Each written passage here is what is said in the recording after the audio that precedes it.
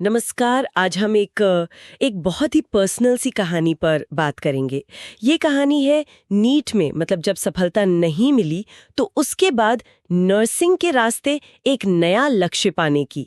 हमारे पास एक छोटा सा अंश है जिसका टाइटल है नीट से नर्सिंग, एम्स की ओर उड़ान। और हम कोशिश करेंगे कि इस इंस्पायर करने वाली जर्नी के जो इमोशनल और मोटिवेशनल पहलू हैं उन्हें थोड़ा समझें।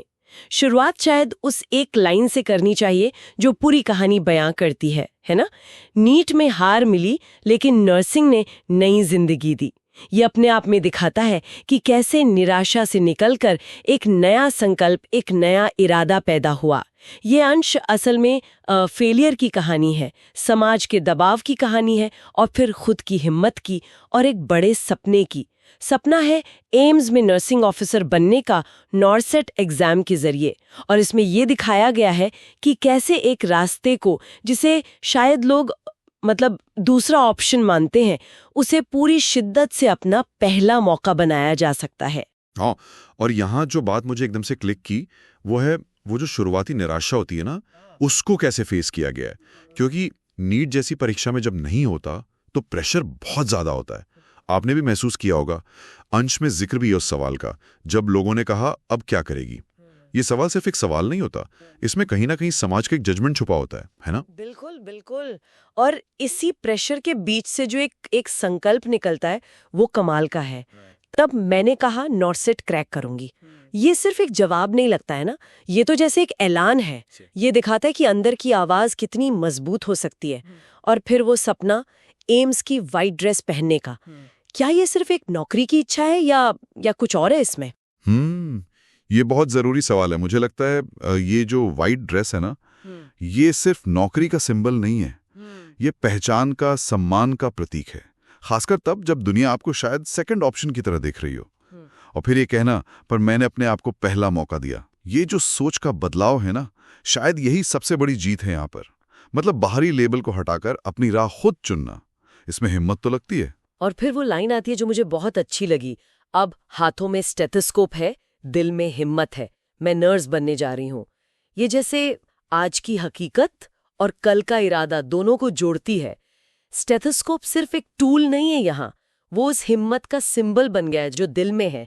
ये दिखाता है कि रास्ता शायद बदल गया हो, पर मंजिल पाने का जो जज्बा है वो शायद और भी मजबूत हुआ है। और नॉरसेट को पहला कदम कहना, ये भी यही दिखाता है कि सफर अभी जारी है। सही कहा।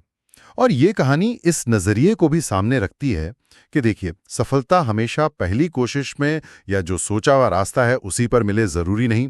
कभी कभी एक अलग राह, एक दूसरा रास्ता शायद आपको ज्यादा सेटिस्फैक्शन, ज्यादा मकसद दे सकता है।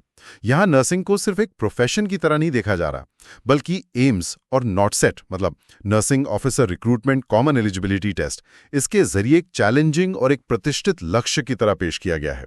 तो हमने देखा कि ये छोटा सा अंश कैसे मुश्किलों का सामना करने, सक्सेस को अपने लिए दोबारा डिफाइन करने और उस रास्ते पर एक गहरा मतलब ढूंढने की बात कहता है, जिसे शायद शुरू में पहला ऑप्शन नहीं माना गया था।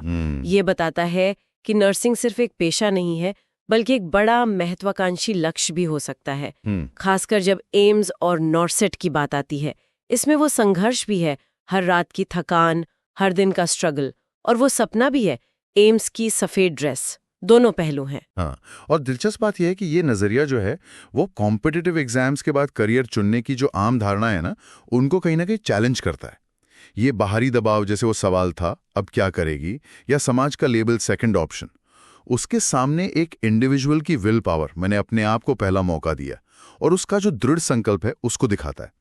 ये अपनी राह खुद बनाने की कहानी है जिसमें हिम्मत साफ दिखती है। जैसे वो लाइन थी, हाथों में स्टेथोस्कोप है, दिल में हिम्मत है। इससे एक सवाल जरूर मन में आता है सोचने के लिए कि कितनी बार ये जो सामाजिक लेबल होते हैं ये हमारी सफलता की सोच को तय करते हैं, और जब हम किसी ऐसी, जिसे दुनिया असफलता कहती है, उससे उभरते हैं तो अपना खुद का पहला विकल्प तय करने के लिए असल में क्या चाहिए होता है।